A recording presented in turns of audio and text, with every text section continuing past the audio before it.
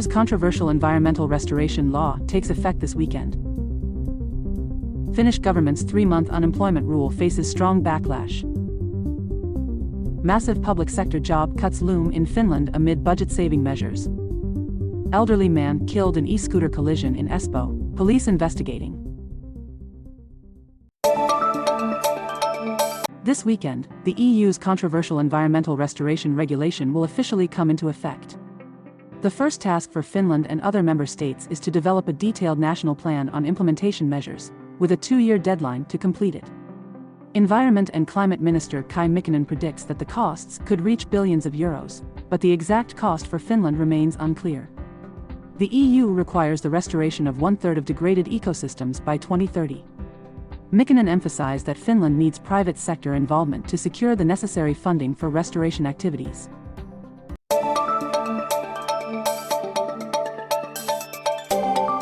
The Finnish government's draft law on the 3-month unemployment rule has faced strong criticism. Among the 120 contributions, only 2 supported the proposal. Critics argue that the 3-month period is too short to find a new job, and the regulation could negatively impact Finland's image, reducing its ability to attract international labor. Nevertheless, Labour Minister Arto Satonen insists that the government will not withdraw the proposal. Many believe this regulation adds further instability to the lives of immigrants in Finland and increases the risk of exploiting foreign workers.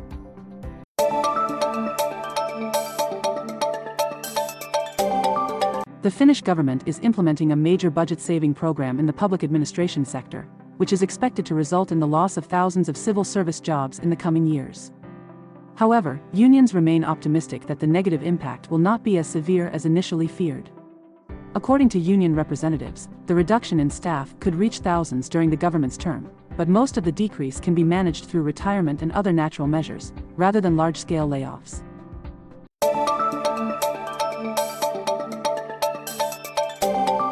A man was killed in a collision between 2 e-scooters in Leppävaara, Espoo, on the evening of August 15th.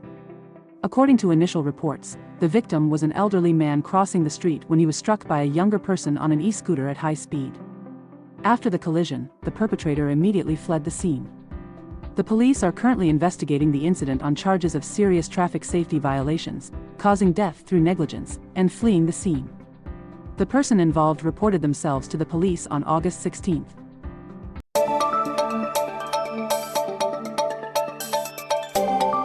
A new conscription law, effective from July, allows reserve soldiers of the Finnish border guard to assist in border protection tasks during training exercises. About 300 recruits were sworn in August, adding to the existing force. The new border guards stated that they are ready to fulfill their duties. The new law allows them to perform tasks such as inspections, patrolling, and logistical support, helping to ease the burden on professional border guards. The law also shortens the notification time for deployment when necessary.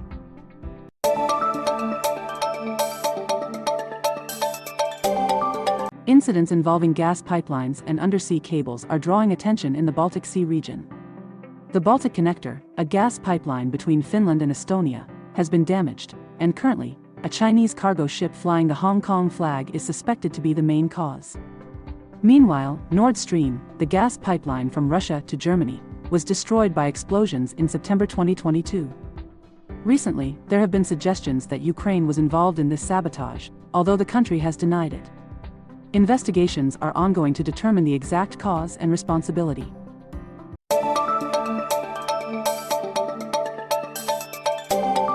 Marurku, a truck driver with over 10 years of experience, often works more than 12 hours a day but has never received overtime pay. This is a common issue in the transport industry, where some employers apply a payment model that does not comply with labor laws. This model, called lump sum salary, pays a fixed hourly wage without additional pay for overtime or Sunday work. Marurku is hesitant to claim his rights, fearing it could affect his job. Many other drivers also accept this payment model, even though they know they are being financially disadvantaged.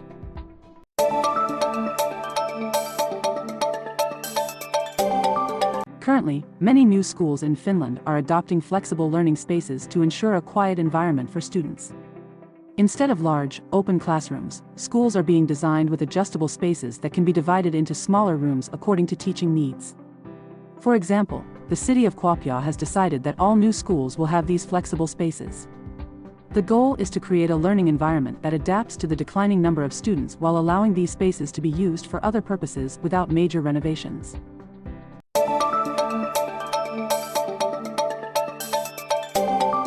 A man in Helsinki bought a new electric car but found that he could not park in the supermarket garage near his home due to weight limits.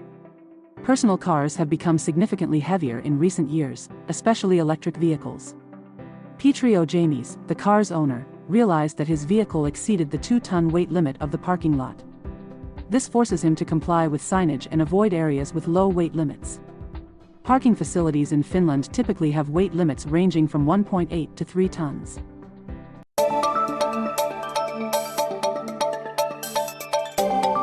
The police have prepared for the Blockfest festival in Tampere this weekend by increasing aerial surveillance, preventive measures, and personnel for complex situations. This hip-hop festival, held at Rat-Aina Stadium, is sold out, with tens of thousands of attendees expected. According to Commissioner Jani Mikila, the use of stimulants and drugs may increase during the event, and the police will focus on addressing related behavior. Nevertheless, most attendees are expected to behave properly. This is a major event requiring significant police efforts over the 2 days.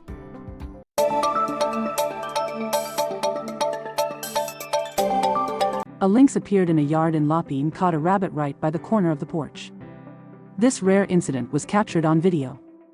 Homeowner Ilkka Rantala was drinking coffee when he saw the lynx licking its paw. When the rabbit suddenly appeared, the lynx quickly attacked and caught its prey. Rantala shared that the entire event lasted only about 3 to 4 minutes. In Lappi, the lynx population has increased, leading to more sightings than before. However, people have become accustomed to this, and reports have decreased.